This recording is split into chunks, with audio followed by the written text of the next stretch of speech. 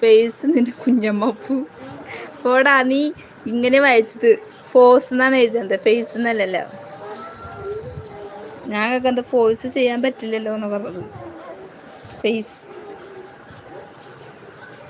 അപ്പു ബൈഡാന്ന് പറയുന്നുണ്ട്. ഓക്കെ, നന്ദക്കുട്ടി പോവാണോ? എന്നാ പിന്നെ നാളെ കാണാം. അച്ചുകുട്ടി ചിരിക്കുന്നുണ്ട്.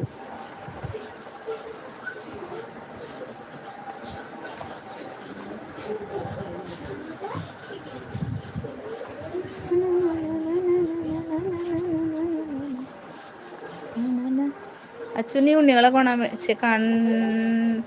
കൊണ്ടുവരാൻ പോകണമെന്നുണ്ടല്ലോ. നീ എന്തെങ്കിലും തേങ്ങ ചെയ് എൻ്റെ പൊന്നപ്പൂ.